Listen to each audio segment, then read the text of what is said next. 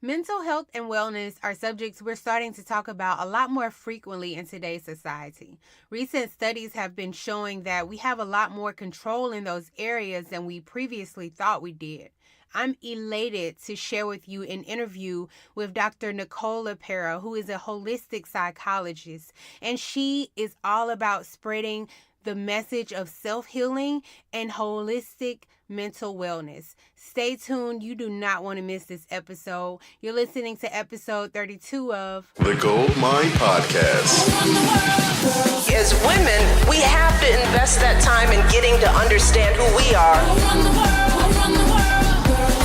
Be ambitious, be bold, create the life of your dreams. This is the Gold Mine Podcast with your host, Adrian Dion. Hey, you guys. Thanks so much for joining me for another episode on the Gold Mine Podcast. I want to just say thank you so much to each and every person that takes the time to listen and share this podcast. I know that we have a lot of new listeners, and I want to just say welcome. Thank you so much for listening. We have had a couple of special guests the past few weeks, and I hope you guys are enjoying them as much as I am. They've been bringing a lot of great value and information to us here on the Gold Mine Podcast. And this week is no exception. I believe that my special guest today is going to blow you guys' mind because that's exactly what she did when I found her. Just to tell you a little bit about it, I'll also get into that more so in the interview.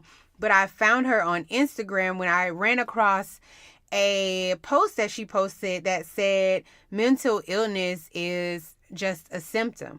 And I'll read you a little bit of the caption because once I read this, I was like, who is this? It says, we no longer need to accept the idea of broken people. In the new paradigm, we won't label human beings as having mental disorders. I cringe every time I hear that description because it's both inaccurate and disempowers. There is no mental illness without physical illness. When we put a diagnosis on someone, we are saying, this is how you are, and you can do little about it. So do your best to manage it. Well-meaning clinicians are giving treatment on an outdated model that doesn't reflect current science. Our microbiome, which is gut bacteria, creates neurotransmitters like serotonin and sends them to the brain. Inflammation is at the root of nearly every disease we know. The standard American diet based on sugar, gluten, grains, and carbs causes insulin resistance, which mimics anxiety and depression. Genetics have little to do with mental wellness. Epigenetic science is suppressed because its message doesn't align with the current model. But with lifestyle, we turn on and off gene expression. Mental health problems are symptoms, clear messages to fix something that is not in balance. Healing is always possible. Always. Hashtag self-healers. And like I said, once I read that, I was like, who in the world is this? And I went to her feed. She's so insightful. She shares so much great information about mindset and a lot of the things that we deal with emotionally and show the mind and body connection. I knew that I had to get her on this podcast. She is so sweet and agreed to come on and share all of her wealth of information and knowledge with us. And so without further ado, let's get into this interview. Dr. Nicole LePera was trained in psychology at Cornell University and the New School for Social Research in New York City. She practices as a holistic psychologist and is the founder of Mindful Healing Center in Philadelphia.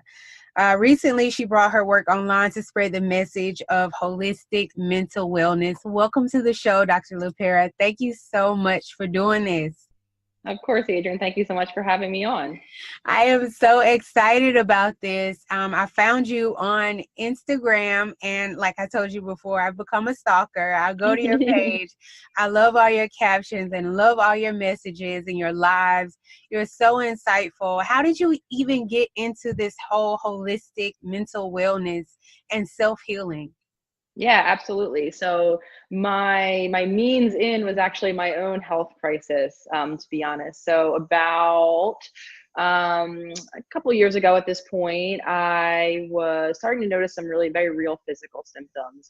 I've been someone who has had anxiety my whole life. I made some strides with it. I had anxiety complete with panic, chronic worry, obsessive thoughts, kind of all that fun stuff, or not really so fun.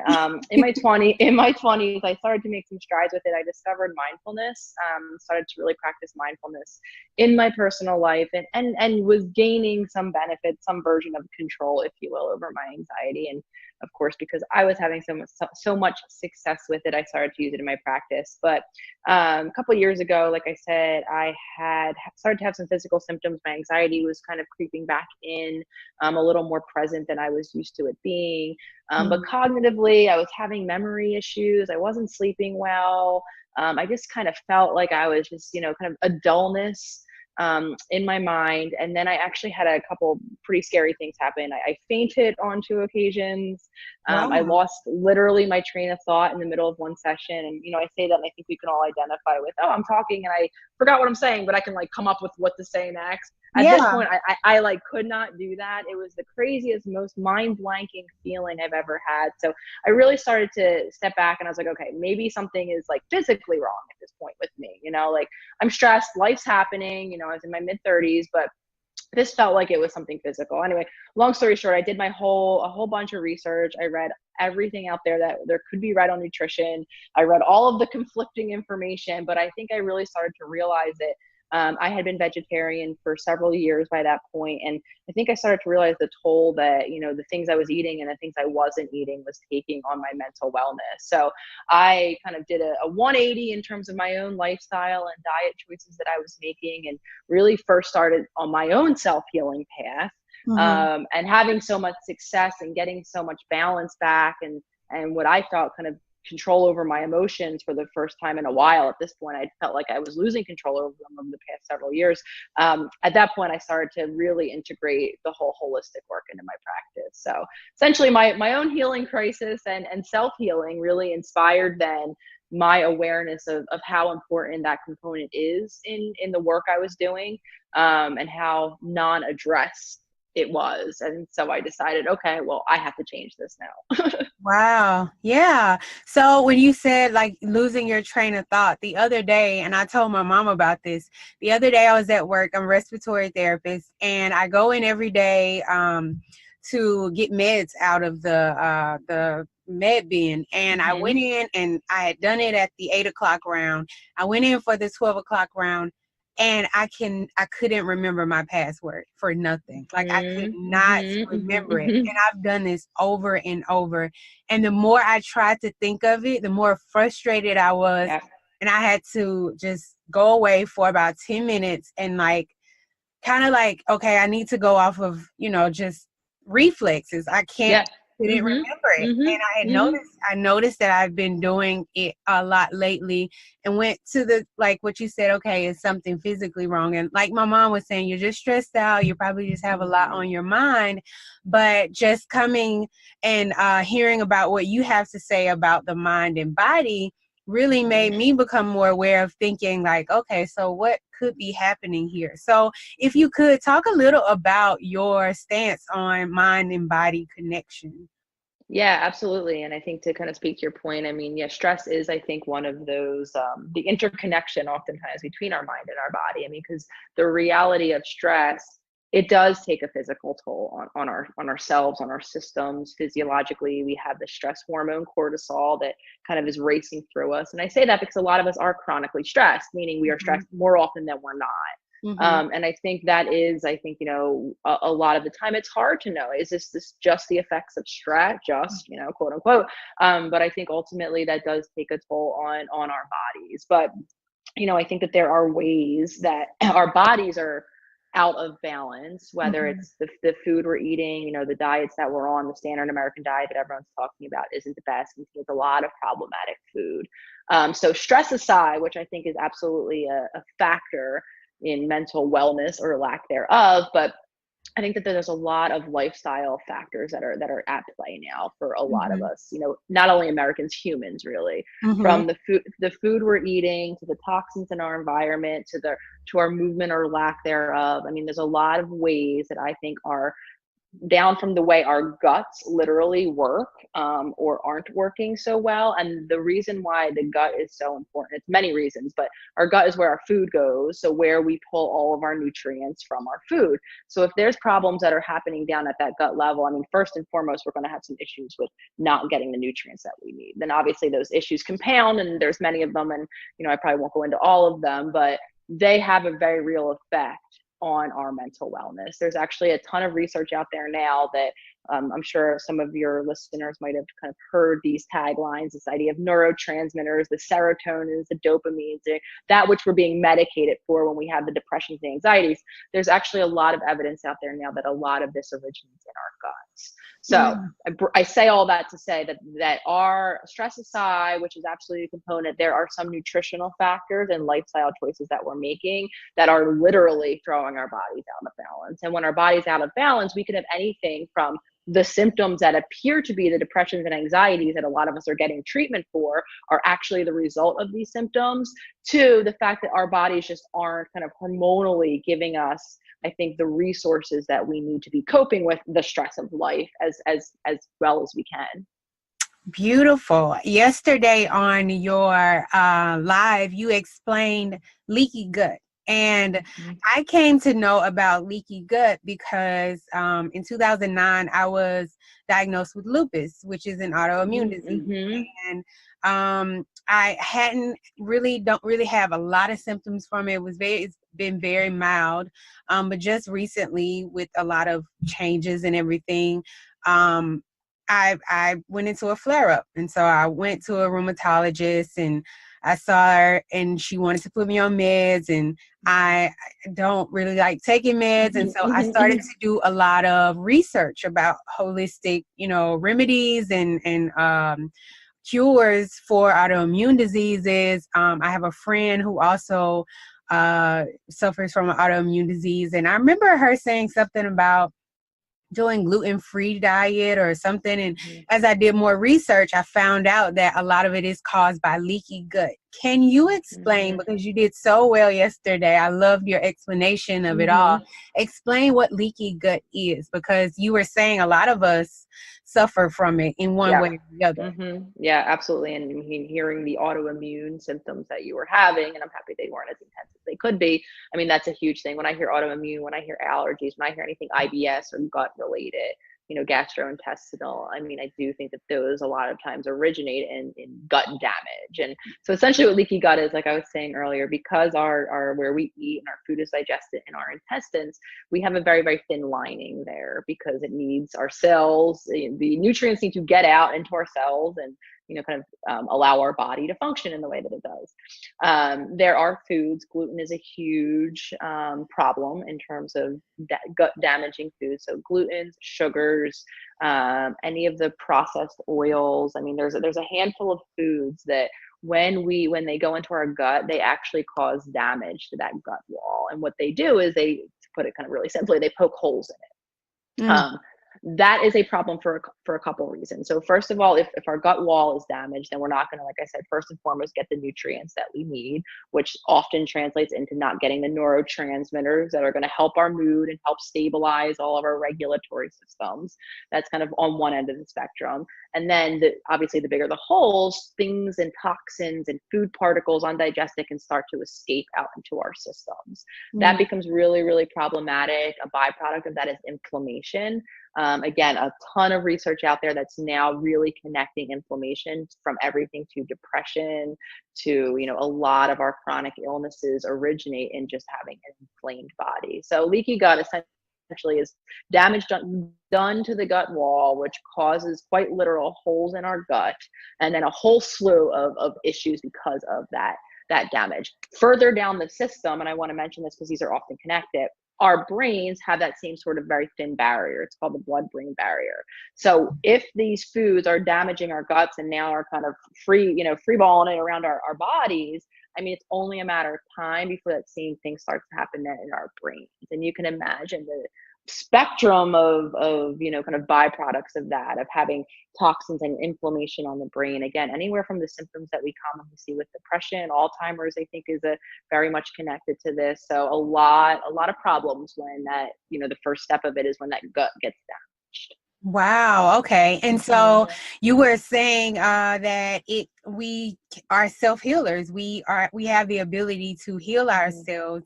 How do we even start, or where do we start? Yeah, absolutely. I think it's so beautiful. And I randomly came up with that hashtag just in the, when I was starting the project, and it just stuck and I loved it. And I believe wholeheartedly in that. And, I think it is part of that identity as self-healer, I think, is wrapped up in the body's inherent capacity to heal itself too. I think for a lot of different reasons, a lot of us humans don't trust that our bodies can self-regulate. I mean, but they can. That's what our bodies are built to do, to maintain quote unquote homeostasis, which is exactly that. It's kind of the self-healing capacity of our body.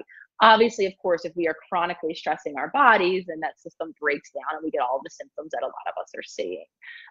So I believe in the body's ability to heal. I believe in, humans' ability to heal themselves, and bringing it all together. I think that the first step is to really address any of the nutritional and gut related issues, because if we're not healing that, and I think this is kind of why I started with kind of the story I started with. So I had this mindfulness approach, right? I was using it.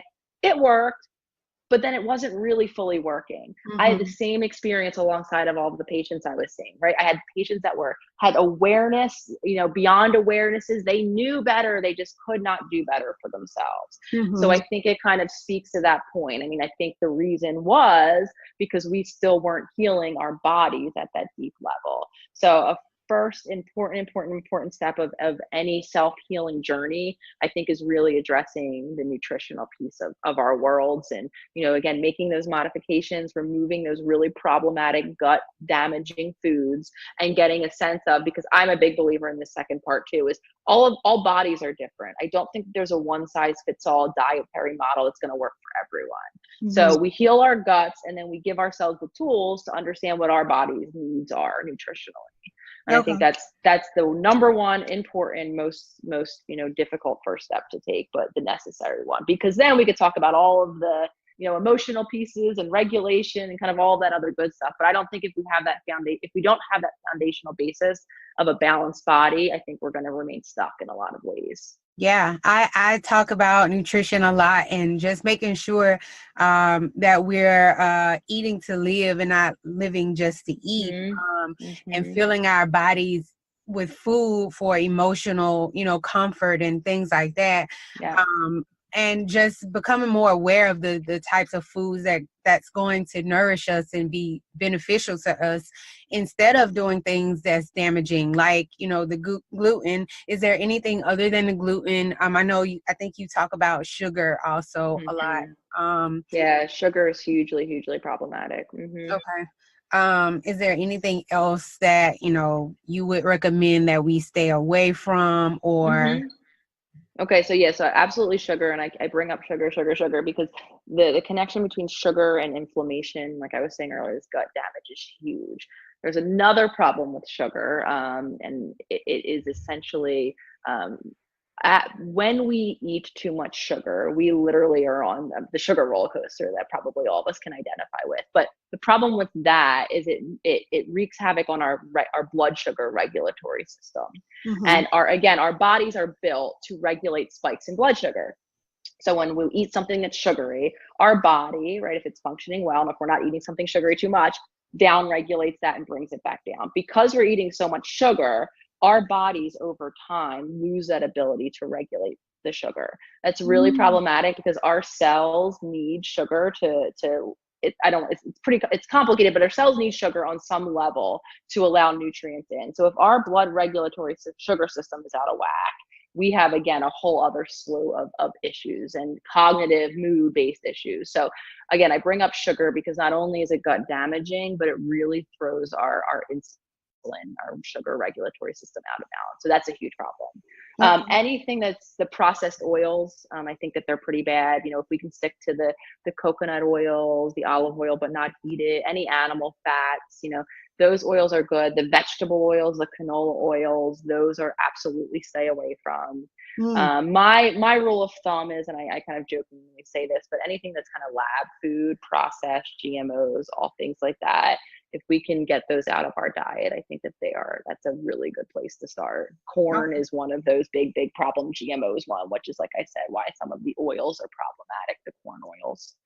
Oh, nice. So interesting. But I will say that you have a gut healing Yes, a guide. I do. If you guys guide. are Yeah. interested, absolutely. Yeah, on my Yeah. website, I have on my Instagram, I have a link to my website, and you can get on my email list, and that will come free to your inbox if anybody's interested. So I kind of broke it down. I said everything that I pretty much said today in a maybe a simpler way, and Yeah. it's kind of a little quick start guide of exactly what I'm saying, how to get your gut back Yeah. into a balance. I'll definitely put that in the show notes.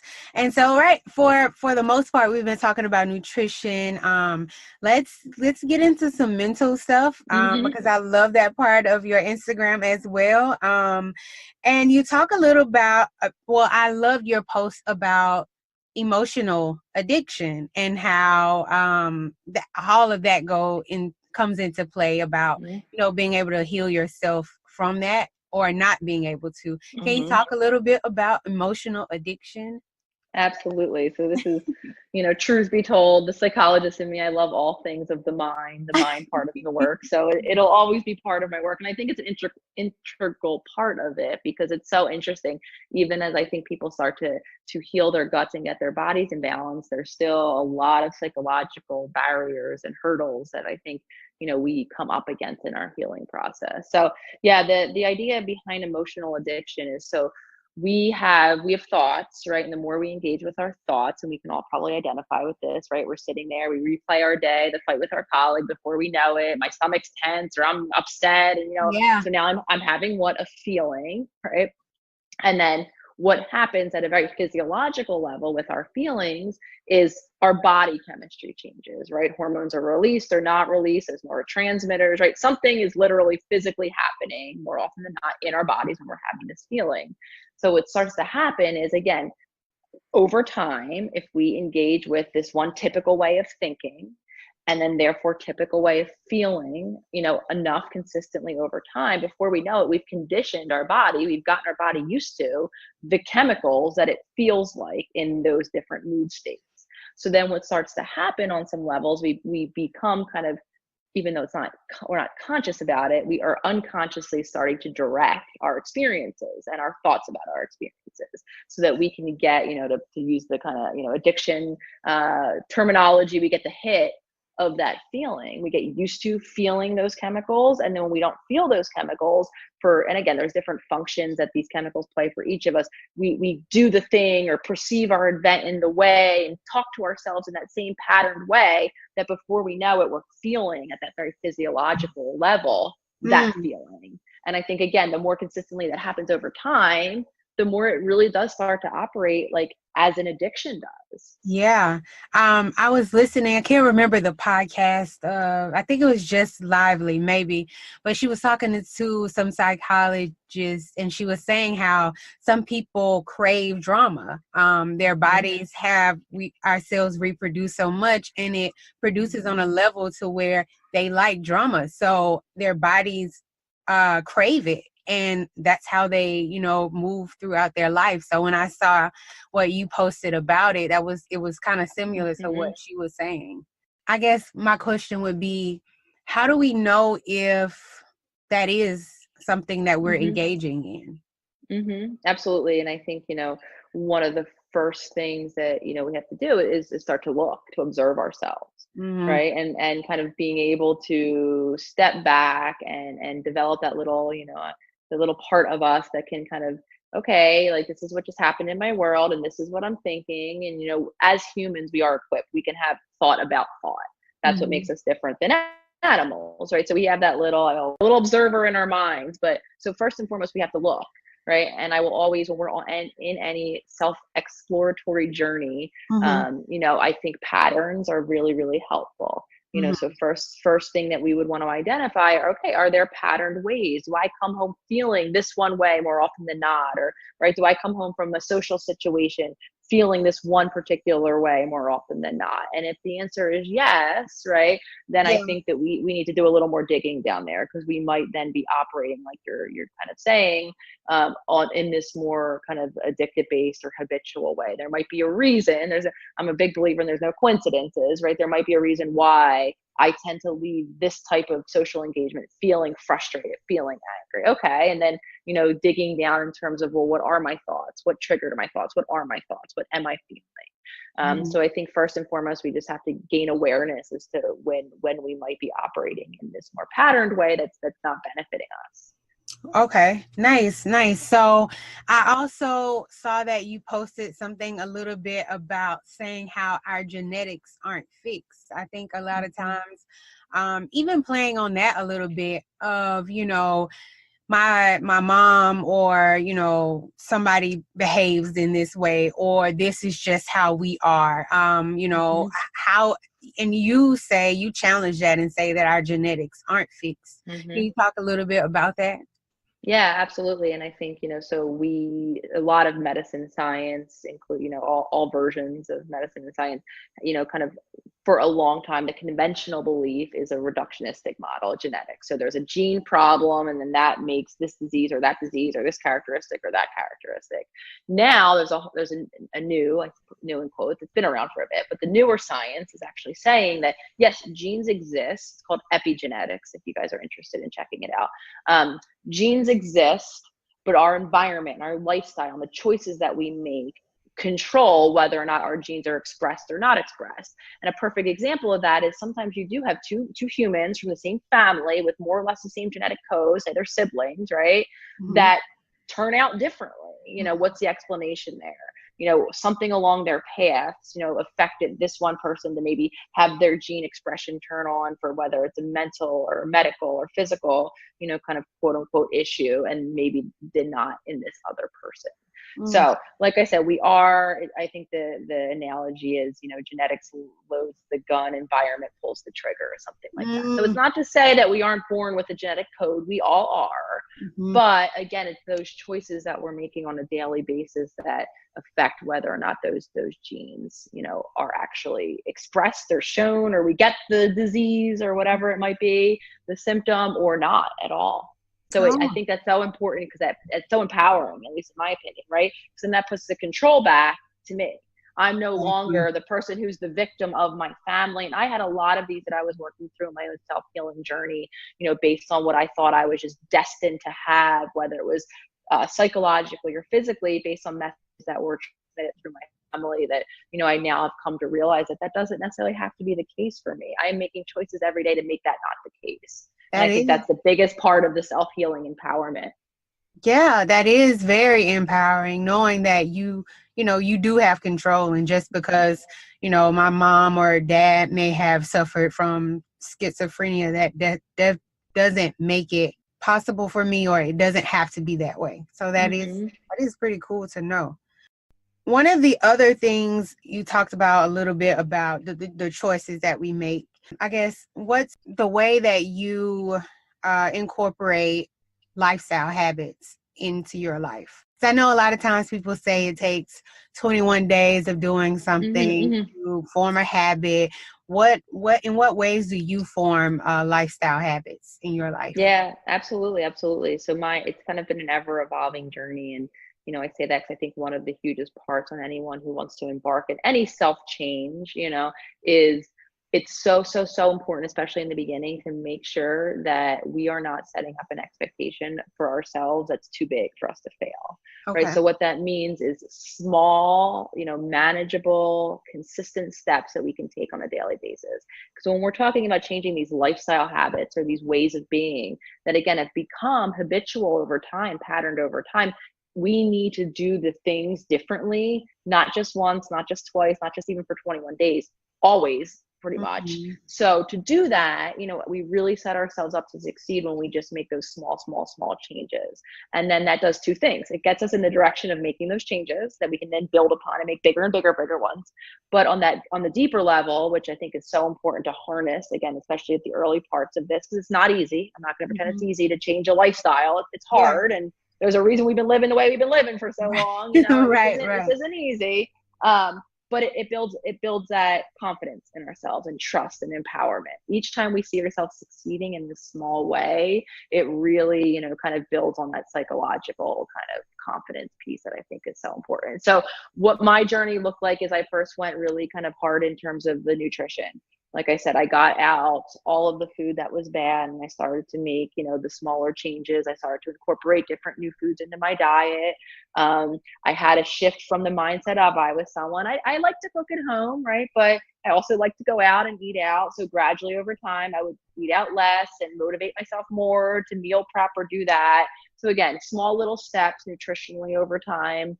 I started to add in, if anyone who follows me on Instagram will see every morning I do breath work. That became a morning routine. I hated mornings. I was not a person who was good with mornings. So I started to set my alarm a little bit earlier, right? Okay. And I would add in a minute of meditation, or I do a little stretching. So again, just starting to make some shifts into how I spent my morning time. And again, this is where I place things like meditation, manifestation, breath work, stretching. My activity happens then again, but it doesn't, what my morning routine looks like today wasn't what it started out looking like, right? It started out looking like small gestures, right? Even like I said, my alarm a little bit earlier helped. Yeah. And then that gave me a little more time, right? Not to have frantic of a morning.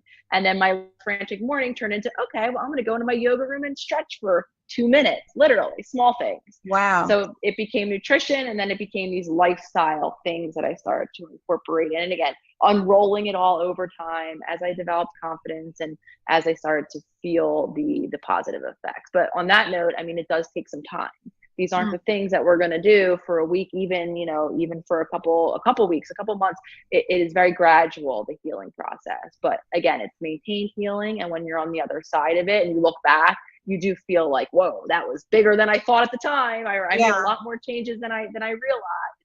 Yeah, that's interesting, because a lot of times, and I'm pretty sure people that listen are ambitious people who we're after goals, we're trying to make big strides. And sometimes it can be, you could feel like I'm not doing enough, instead of doing like adding a minute, like you said, no, I have to do 30 minutes. And a lot of times we go hard for a little time, but then you burn out. So I like your approach to small steps, small little things. And that does motivate you. It's like, okay, I can do more, and kind of but time does play a big part in that. And a lot of times I don't think that we like to wait for time. Oh no, we are creatures of immediate gratification for sure. And we're all like that. I think that might be one universality. It's very hard. A lot of us, do, and especially because if we're not feeling good, of course we want to feel better. Yesterday, who wouldn't want to feel better? But you're right. So I think something else I suggest to anyone who's engaging in any sort of change process is to, while it is our human tendency to do, like you're saying, minimize the small progresses we're making, I think it's so hugely important to not only note, that I did add that 1 minute, but to try to resist that urge to diminish it. And instead to say, you know what, 1 minute was better than one less minute I did yesterday. And again, this sounds silly, but what we're doing in that is we're starting to retrain our brain to acknowledge these smaller progresses. And it doesn't have to be this more dramatic thing that I think a lot of us over time have gotten used to thinking it has to be. Yeah. Okay. I guess some other questions I think that would be just fun for us to do is, a lot of times people go to therapy. Do you do therapy for people, or what type of services do you provide? I guess. Yeah, absolutely. So I have had a private practice in Philadelphia in the Mindful Healing Center for some years now. So I do a lot of mindfulness-based supportive therapy in that model. But as of recently, as soon as I started to incorporate the holistic work into my own journey, I started practice. So I do, holistic wellness, things like that in person. I have Skype availability. So I do see people on an individual basis, and doing, whether it's the traditional, but it's always a little bit less, not as traditional as you might think, kind of therapy, to the more just straight holistic nutritional based model. So I kind of am doing a little bit of both at this point. Okay. So I thought it would be fun to kind of I know a lot of people think of psychiatrists or psychologists as, laying on a chair, laying back and saying, talking about their problems. But I think a lot of times people have issues just with, life in general about, dealing with other people or dealing with their problems. So maybe just asking just a couple more questions about worrying about what other people may say. What would your advice be on that? Just dealing with Yeah. Absolutely. I think a lot of us, kind of are set up from a very early age to consider and worry about what other people think. I mean, even the school-based model, right? Evaluation, evaluation, evaluation. My teachers give me, right, how I did on my report card. I get a grade that shows it. We do kind of look outside of ourselves and then become dependent to some extent, looking outside of ourselves to see how we're doing. So this is why we then evolve into the adult, and a lot of us are that adult who care what people think, because again, that's how we learned information about ourselves, right? So part of the process, I think, for most adults is to kind of start to separate themselves and what they think of themselves from the feedback they're getting. Because I think the first thing I will always kind of throw out there is that what's coming out of someone else's mouth to us or about us or around us might have so little to do with us and much more to do with them, right? So I think what we need to start to do is develop the ability, not to say that we don't have the one person, and this is also what others offer us. They offer us an objective perspective, right? On the one hand, they might say something, if I have this partner or this friend or, family member, might see something every now and again, right? That's helpful to me that I don't see myself, because I'm living my life, and in a way we become blinder to this more objective perspective. So I say that because, again, that's a spectrum. So we have the information that's helpful in some occasions, and then we have the information that might not be related to us or might not be helpful in other occasions.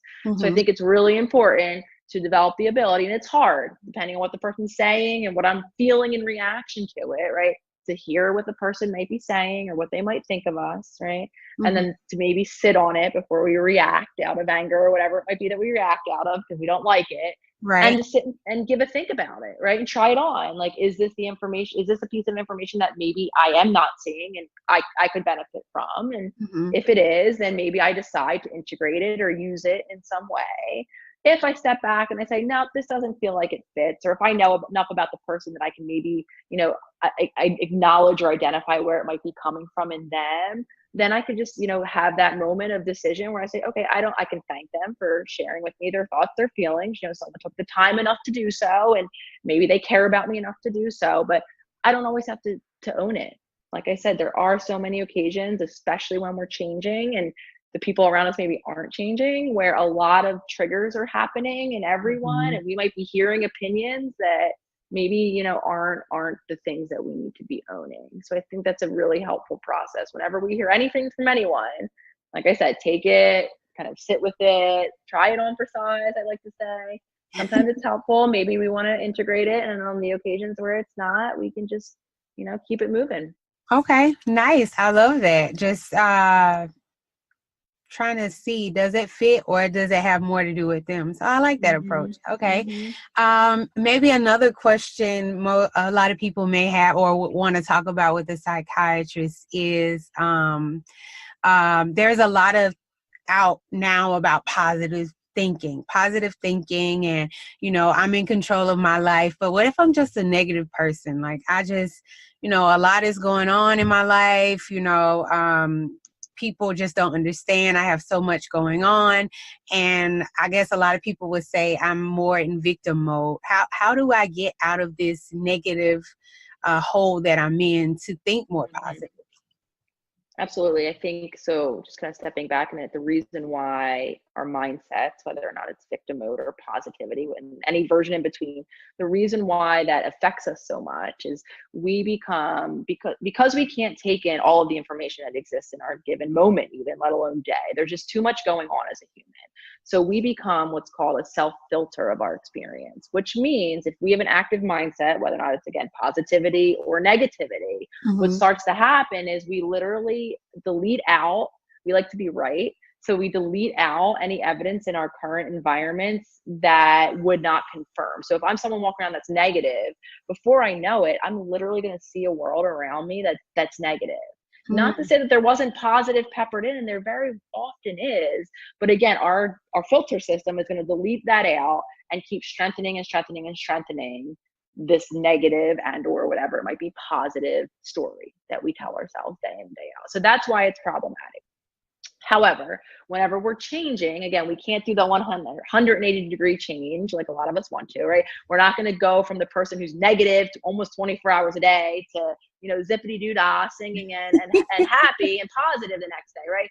But what we can do, and this is, I think, the intermediary step, right, is we just start to spend a little less time thinking the negative. And that means, again, having that awareness, catching myself when I'm starting to, reiterate as I'm walking down the block how much life sucks and this sucks and that person, right? Because I think a lot of times we're not even aware of how often we're doing that. We have this ever internal dialogue. So we got to tune in. And if I catch myself doing that again, which I'm likely doing, right? The first step is not to shift it and say, oh no, it's not, George up the block isn't terrible. He's wonderful. No, that's like too far of a jump.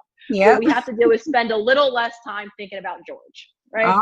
And then a little less, and then we can start to be in that neutral area, right? Where things just are that we're noticing. And then over time, we can start to reshape and maybe form some positive thoughts. But I bring that up because I think it's really important and can be really frustrating. And that's, I think, why a lot of people react negatively to this positive mindset stuff, because it does feel so far away. It feels like too far of a jump that I can't A, do, and I can't B, maintain. So like I said, a first step in those cases is just to start to not only notice, but spend a little less time thinking those negative thoughts, and then therefore feeling that negative way, and then therefore seeing all of the negative, and that starts to add up. And then again, you're relearning a new way of being in that negative narrative, which means you're being in it less. Right. Okay. Okay. And then I guess the last one, most people would probably come to a psychiatrist because they've experienced some type of trauma, big trauma in their mind that they may have a problem moving past, or they keep reliving. I'm pretty sure you should see that a lot. What advice would you give for, just somebody that may have gone through a hard time in their life, or a big bad experience that they just continue to keep living? Yeah, absolutely. And I do see a lot of people with two different versions of trauma, that the big bad experience type. And I think a more overlooked trauma is the just more consistent negative experience type. Because I think they both look the same, right? If we have this big catastrophic thing that happens, and or if we've had this very consistently bad, chronically bad thing that's happened, the longer that happens, I think, again, it looks the same. The obsessive thinking about it, feeling about it, again, perceiving that being the case still in our current environment. If it was last week, if it was last year, if it was when I was a child, right? We relive it. So again, I think that, important things to do are being aware, develop the awareness of how and when this plays into our now, and what ways we're being colored by this past trauma. I think hugely important coping skills or to develop are kind of the self-regulation techniques, like I said earlier, the breath works, the meditations, the mindfulnesses, anything. They're important because when we are in a trauma, when we're reliving a trauma, when we're chronically stressed, our fight or flight system that some of your listeners might have heard about, like I was saying earlier, that stress system where the cortisol is, that's turned on, and it very rarely turns off. All of those activities that I just mentioned, the breath works, the yogas, the meditations, the mindfulness, all of that actually taps into and turns on the opposing system, the rest and digest system. So I think, those of us who have experienced either versions of trauma need to start to literally actively turn on for ourselves, because again, our body is not able to do it. We've been too chronically stressed for too long. Start to turn on that more restive system is going to literally, again, bring our body back into balance hormonally. And then, of course, I think for, those of us who have those flashback type memories around trauma, and the really kind of intensive experiences of it, there are a lot of really helpful, energetic, trauma-based techniques out there that, so the problem with that type of trauma is it actually stores in our brain in a different way than typical memories. However, there's tools out there. EMDR is one of them. Tapping is one of them. There's ways and kind of manipulations that we can do literally with either our eyes or our bodies that help us to kind of unstuck that memory, and quite literally then allows us to process it the way we would process any other memory. So again, Wow. I think for those listeners out there who have this more kind of, like I said, flashback based severe trauma wrapped up that they probably are very much reliving on a, if not daily, more consistent basis, there is help out there in the form of this type of work that actually helps free that. Nice. I didn't even know that existed, or I thought maybe it was just for the movies. That's pretty cool to No, know that. no, it's very, very cool. I know it's very cool. And a lot of it is connected to the way our eyes move, actually. That's very much kind of clicks into our brain process. It's fascinating. It's very, very fascinating. Wow. And it's very, very helpful because a lot of people become stuck. And like I said, because of the way the memory is stored, quite literally, they can't control it until they manipulate it, quote unquote, in this way. Wow.